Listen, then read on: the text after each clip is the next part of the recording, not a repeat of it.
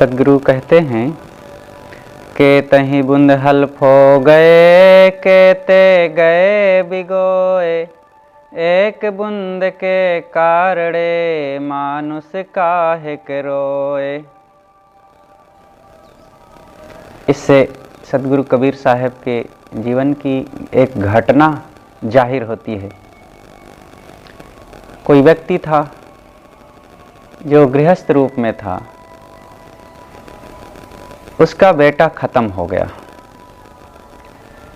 और वो पुत्र शोक में बहुत पीड़ित होकर के बिलख रहा है, रो रहा है, दुखी हो रहा है और सदगुरु कबीर साहब के पास आया और फूट फूट के रोने लगा, परेशान हो गया। कहता है, साहब अब तो मेरा जीवन का सहारा ही समाप्त हो गया, अब मेरा जीवन बेकार लगता है, अब ऐसा लगता है कि जिंदगी में कुछ नहीं बचा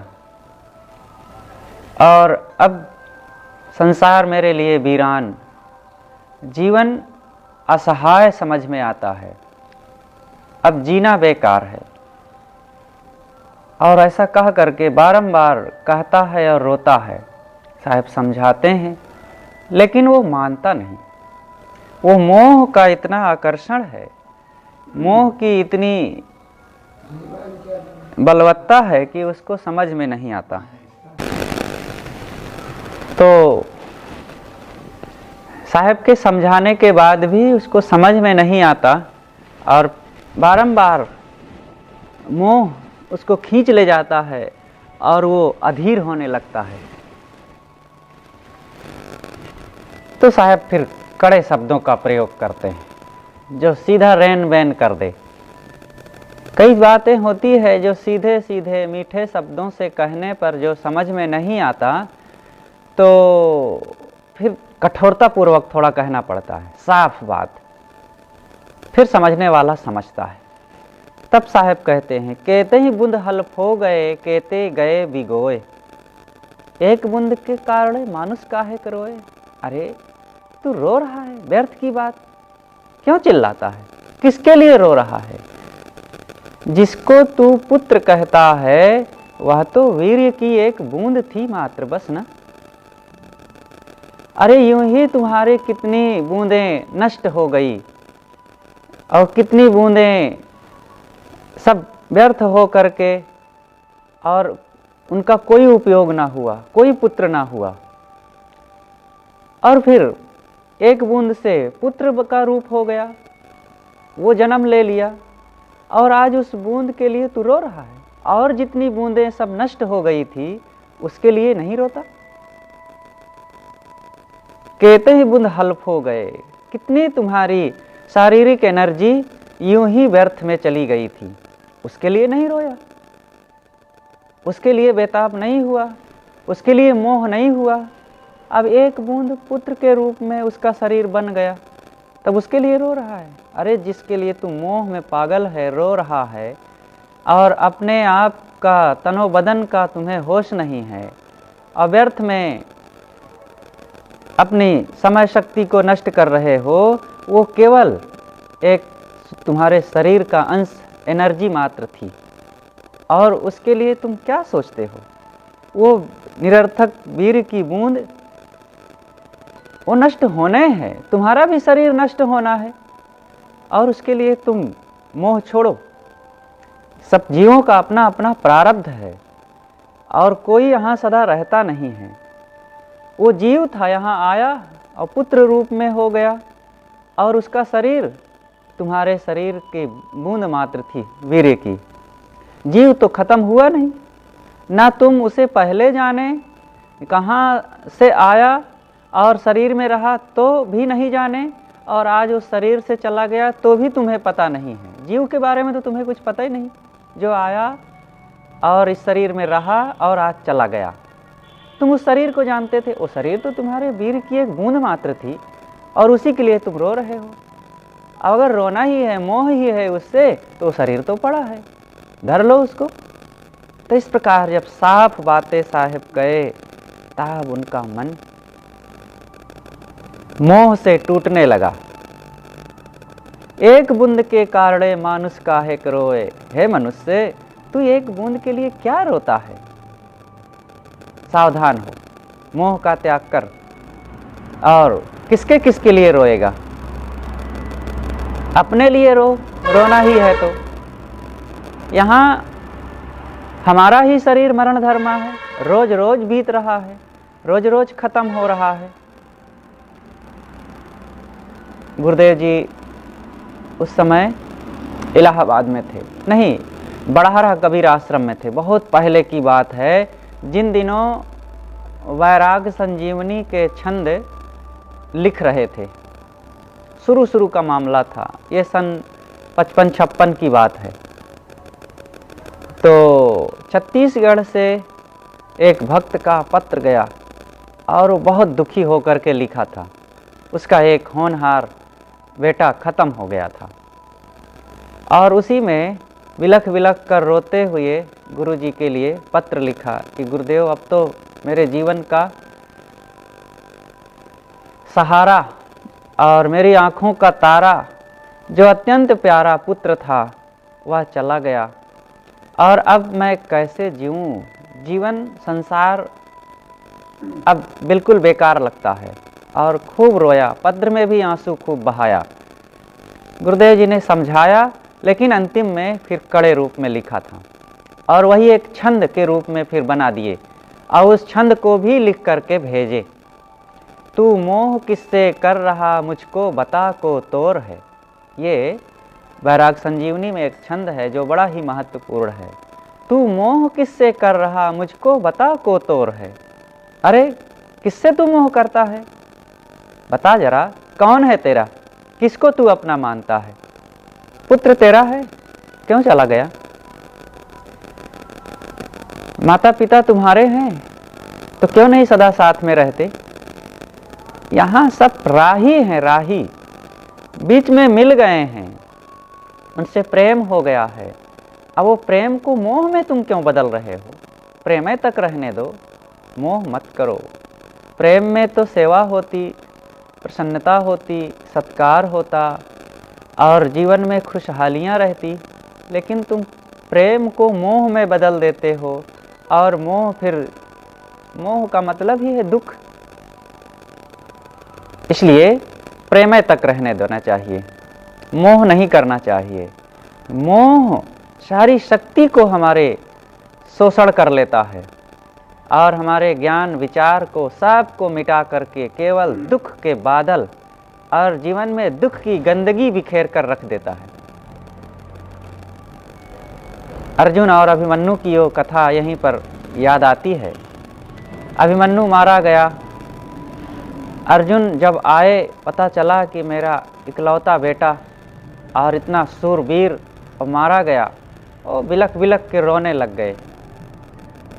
कृष्ण समझाते हैं, कृष्ण का भी वो चाहता था अभिमन्यु, उनका तो भांजा था। कृष्ण समझाते हैं कि अर्जुन, रोने की जरूरत नहीं है, तुम्हारा बेटा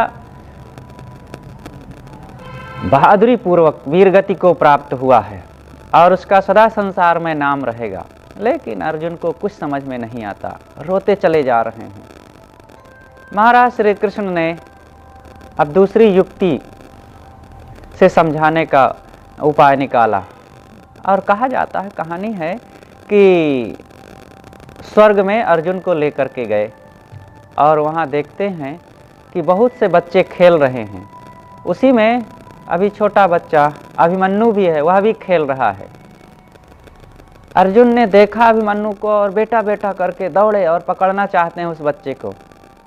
और बच्चा खेलने में मगन था। जैसे ही उसके पास गए बेटा बेटा कहते हुए, तो वो ठिठक के उल्टा खड़े हो गया। कहते, कौन हो तुम, क्यों मुझे पकड़ रहे हो? कहते, बेटा तू मेरा बेटा है, तू मुझे पहचान। अरे कौन बेटा, कौन बाप, कब तुम मेरे बाप हुए थे और मुझे बेटा कैसे कह रहे हो?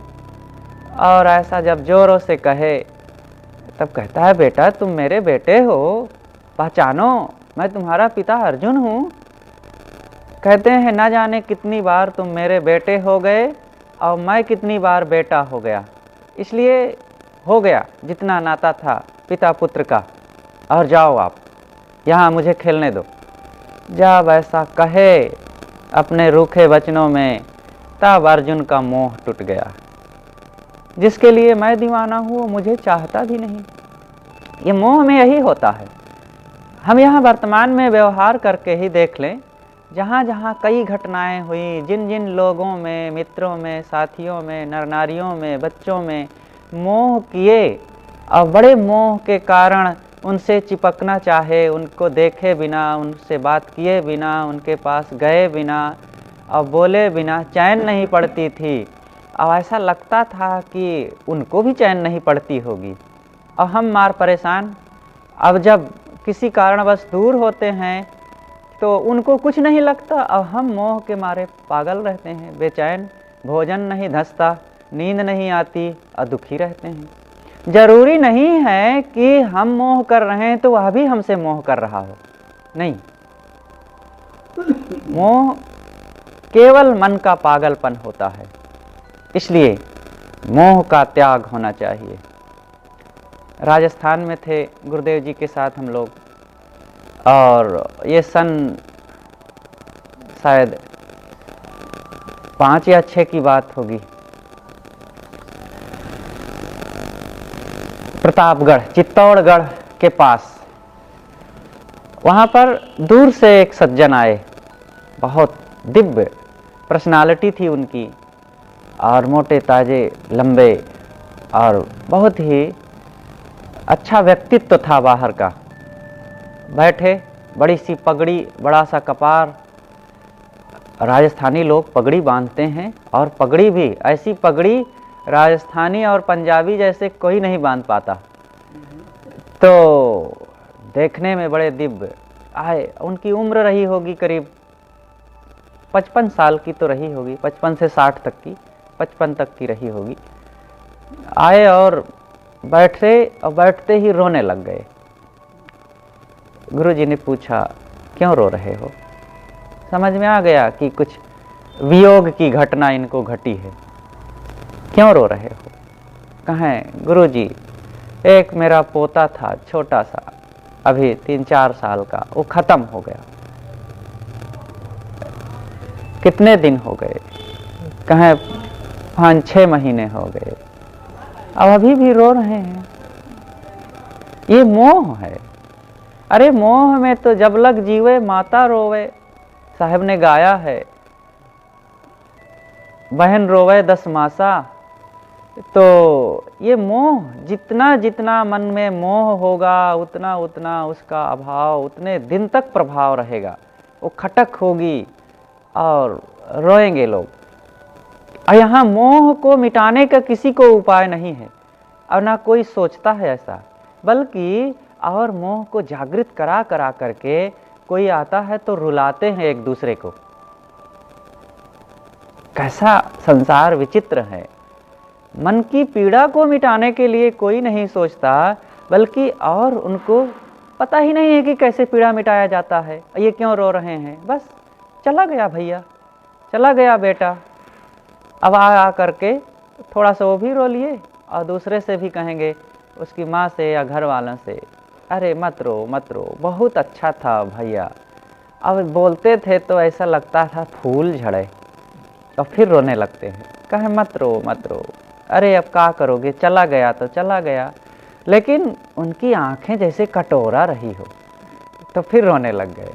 तो फिर समझे, ये ऐसे उल्टा पलटा करके, जैसे आग में सब्जी को सेका जाता है ना, वैसे मोह में एक दूसरे को सब सेक रहे हैं। यहीं पर वो महाभारत की चर्चा याद आती है कि जब 5 पांडव वनवास में थे, प्यासे होते हैं, प्यास लगी, तो युधिष्ठिर ने कहा कि देखो पेड़ पर चढ़ करके कहीं पानी का आभास होता है कि नहीं। पहले ऐसा जमाना था कि कहाँ पानी की जगह जगह सुविधाएं तो होती नहीं थी। तो पानी जहाँ होता था, कहीं तालाब है, सरोवर है, साफ स्वच्छ होते थे, झील हुआ करती थी जगह जगह, तो पानी सब पीने लायक होता था और पिया जाता था, खूब सब पीते थे।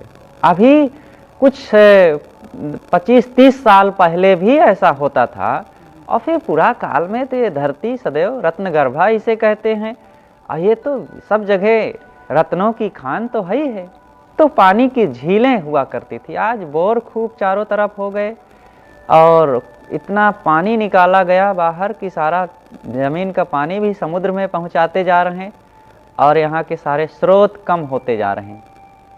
लेकिन उस समय की बात, पेड़ पर चढ़ कर के देखे नकुल तो दूर कहीं हरा भरा दृश्य और पेड़ों पक्षियों की चहचहाहट पता चला। उन्होंने कहा कि जाओ पानी लाओ। तो गए, सबसे पहले सहदेव जाते हैं। तो सरोवर बहुत साफ स्वच्छ सुंदर पानी से भरा हुआ लहराता हुआ, और पानी पीना चाहे, खुश हो गए देखकर।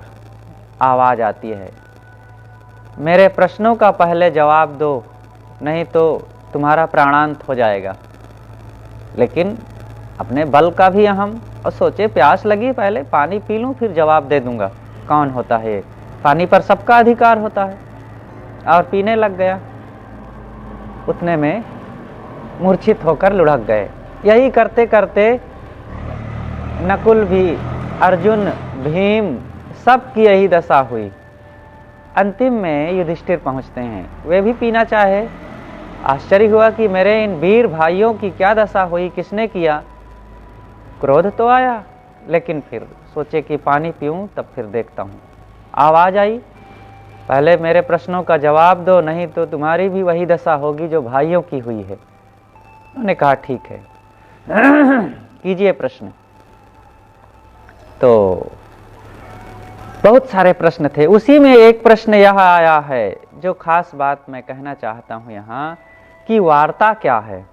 वार्ता, वार्ता का एक अर्थ होता है चर्चा, संवाद, लेकिन यहाँ वार्ता का अर्थ होता है व्यवसाय। जो संसार का एक गहन व्यवसाय है, वो व्यवसाय क्या है। तब युधिष्ठिर ने कहा कि अस्मिन् महामोहमय कटाहे सूर्याग्निना रात्रि दिवेंधनेन मासर्तु दर्वी परिघट्टनेन भूतानि कालः पचतीति वार्ता। एक महामोह का भयंकर विशाल कड़ाह है, महामोहमय कटाहे। जैसे कोई चीज पकाना होता है तो कड़ाही में पकाया जाता है, तो जितनी चीजें होती है उससे बड़ी कड़ाही होती है, तभी तो चीजें उसमें आएगी। तो ऐसे ही यहाँ महामोह विशाल का कड़ाह है।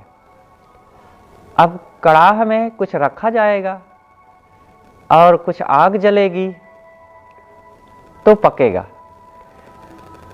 तो युधिष्ठिर जी कहते हैं कि महामोहमय कड़ाहे सूर्य अग्निना, उस कड़ाह में ऐसे कोई चीज नहीं पकती है, आग जलाई जाती है। तो आग कैसी, कहते हैं सूर्य अग्निना, सूर्य की अग्नि। रात दिन ये सूर्य दहक रहा है और उसकी दाहकता से कड़ाह गर्म हो रहा है और कड़ाह में रखी हुई चीजें पकेंगी। तो क्या चीजें हैं और क्या जल रहा है। सूर्याग्निना रात्रि दिवेंधनेन, रात्रि और दिन, रात दिन का ईंधन जल रहा है। मासर्तु दर्वी, मास और ऋतुओं की, महीने और पक्ष की करछुली। जब कड़ाही में पकाया जाता है तो पलटा जाता है कड़ाही से, कड़ाही में पलटे से कुछ उलट पलट किया जाता है जो पकता है। तो युधिष्ठिर जी कहते हैं कि मासर्तु, मास और ऋतुओं की करछुली है, पलटा। परिघट्टनेन, उससे उलट पलट करके, भूतानि काला, काल सभी प्राणियों को, यहाँ जितने प्राणी हैं सबको उलट पलट के सेक रहा है। काल समय, सब इसी काल के कड़ाह में पड़ करके और यहीं पर जन्मते हैं, दुखी होते हैं, भागते दौड़ते, हाँफते कांपते, रोते बिलखते, और इसी में जवान बूढ़े रोगी और संयोग वियोग और कमाना, दरिद्र होना, पढ़ना लिखना, हम सब कड़ाह में हैं। और कड़ाह में बैठ करके यहाँ सब बड़ा बड़ा काम कर रहे हैं, मान रहे हैं कि हमारे ये हमारे वो, और ये नहीं जानते कि काल के कड़ाही में हम बस पक रहे हैं, हमारा समय बीत रहा है। जैसे कड़ाही में रखा हुआ टमाटर और परवर पक रहे हो, पकाने वाला पक रहा और टमाटर कहा है कि वाह हम तो कड़ाही में आ गए, हम बहुत हैं यहाँ, और मगन हो जाए कि ये तो मेरे बहुत परिवार आ गए, बहुत टमाटर हैं। और परवर कहे कि हम तो बहुत यहाँ हैं, उसको घमंड हो, और नहीं जानता है कि बस कुछ क्षण में अभी पक पुक करके सब गल जाएगा और मामला खत्म। तो ऐसे ही हम सब कड़ाह में हैं। भूतानि काला पचतीति वार्ता, उसी में सब पक रहे हैं और सब समाप्त हो रहे हैं। अनादिकाल से इस संसार के भयंकर कड़ाह में करोड़ों लोग पक के गल गए और पकते रहेंगे आगे सदा के लिए। ये व्यवसाय है, यही समय है, यही ये काल का सबसे बड़ा व्यवसाय, ये बंद होने वाला नहीं है। अनेक सारे जो व्यवसाय हैं, कृषि, व्यापार, खेती और जितने भी व्यवसाय हैं लोगों के, और कल कारखाने, फैक्ट्रियां, कंपनियां, वो समय के साथ बंद होते हैं, लेकिन ये काल का व्यवसाय कभी बंद होने वाला नहीं है। इस व्यवसाय को हम जाने, यही है। और हम इस व्यवसाय में, काल के व्यापार में अपने जीवन को बिता रहे हैं और इसी में मानते हैं बड़ा सुख मिल रहा है। इस व्यवसाय से हम ऊपर उठें। एक ही उपाय है, मोह का त्याग करके स्वरूप की तरफ लौटना। जो अंतर यात्रा करेगा, अपने को पहचानेगा, संसार से उपराम होगा, मन इंद्रियों को परख करके और वासनाओं को त्याग करके, इच्छाओं कामनाओं से ऊपर उठ करके और अंतर्मुखता पूर्वक पूर्ण शांति की तरफ लौटेगा। ये संसार में बच बच के जो रहेगा वही सुखी होगा। इतनी सावधानी की आवश्यकता है। यहाँ कोई बच बच के नहीं रहेगा, मोह आसक्ति से ऊपर नहीं उठेगा, तो कैसे उसको शांति मिलेगी, उसका दुख कैसे मिटेगा। इसलिए मोह का त्याग करें।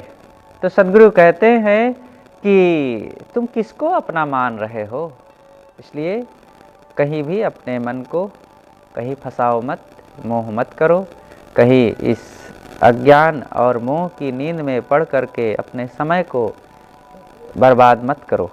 कहीं दुखी और पीड़ित होकर के बेचैन होने से कुछ मिलने वाला नहीं है। इसलिए सावधान होकर के सारी आसक्तियों को मिटा करके हमें दुखों से ऊपर उठना है।